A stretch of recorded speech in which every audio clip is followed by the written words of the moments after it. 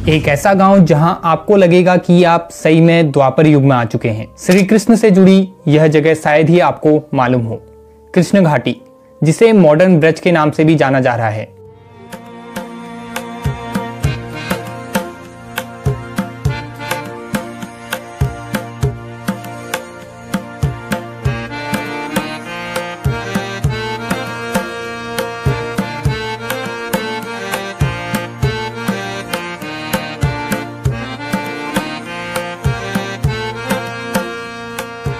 यहाँ आपको लगेगा कि आप पुराने समय की ब्रज भूमि में पहुंच गए हैं, जहाँ सभी लोग आपको धोती कुर्ता पहने, सर पर तिलक लगाए और वहीं औरतें साड़ी में नजर आएंगी। रास्ते में लोग मिलेंगे तो वो आपसे हेलो हाय नहीं बल्कि हरे कृष्णा बोल के आपको नमन करेंगे। लेकिन हैरान तो आप तब हो जाओगे जब आपको पता चलेगा कि यह जगह भारत में है ही नहीं। कृष्ण घाटी, इंग्लिश में कहें तो कृष्णा वैली, 660 एकड़ में फैला यह गांव यूरोप में स्थित है। बुदापेस्ट, जो कि हंगरी की राजधानी है, वहां से यह गांव 180 किलोमीटर साउथ वेस्ट डायरेक्शन में स्थित है, जहां हमारे भारतीय लोग अपनी संस्कृति को भूल वेस्टर्न कल्चर को अपना रहे हैं। वही विदेशी लोग अपने कल्चर को छोड़ हमारी संस्कृति को अपना रहे हैं और साथ ही साथ इसका महत्व भी समझ रहे हैं। ऐसा ही एक उदाहरण है हंगरी का यह छोटा सा गांव कृष्णा घाटी, या कहे Krishna valley, also known as new Brajdham.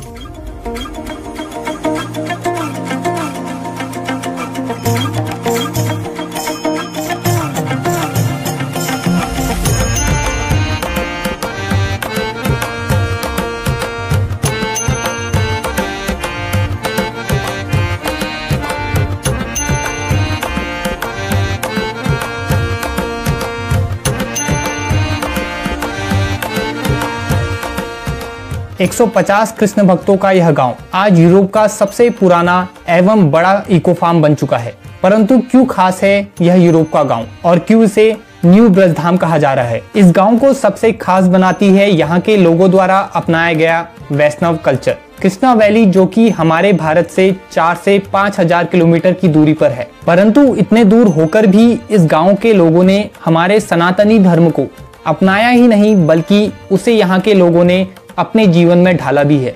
Vrindavan, जो कि कृष्ण जी की भूमि है, यह भारत की राजधानी दिल्ली से साउथ की तरफ 3 घंटे की ड्राइव पर है। ठीक ऐसे ही कृष्णा वैली, जिसे न्यू वृंदावन कहना गलत नहीं होगा। बुदापेस्ट, जो कि हंगरी की राजधानी है, वहां से यह साउथ की तरफ 3 घंटे की ड्राइव पर है। बुदापेस्ट में 4 रेलवे स्टेशन है, जिनमें से एक का नाम दिल्ली है।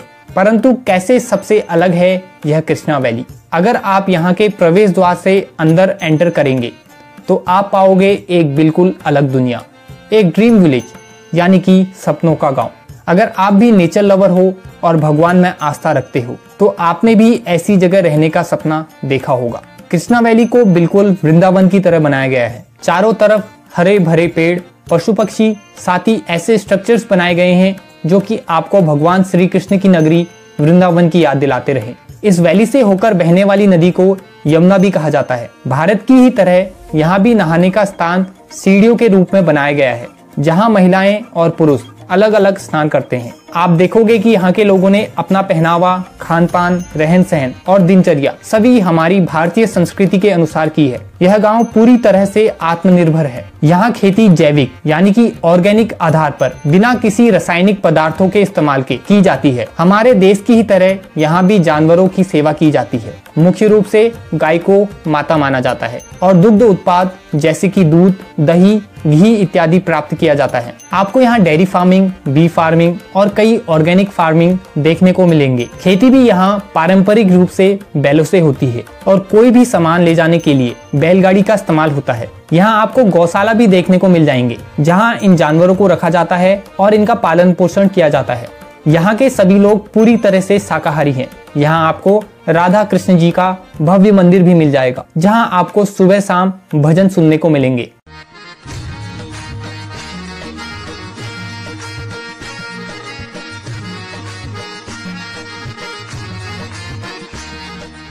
यहाँ के लोग ईश्वर प्रेमी हैं और ईश्वर केंद्रित जीवन शैली जीना पसंद करते हैं। यहाँ कोई भी उत्पाद हो, उसे सबसे पहले श्री कृष्ण जी को भोग लगाया जाता है। यहाँ के स्कूलों में भी आप देखोगे कि यहाँ के बच्चों को मूल शिक्षा के साथ साथ धार्मिक एवं वैदिक शिक्षा भी दी जाती है। बच्चों को छोटी उम्र से ही भागवत ज्ञान दिया जाता है ताकि उनकी ईश्वर के प्रति आस्था एवं विश्वास बढ़ सके।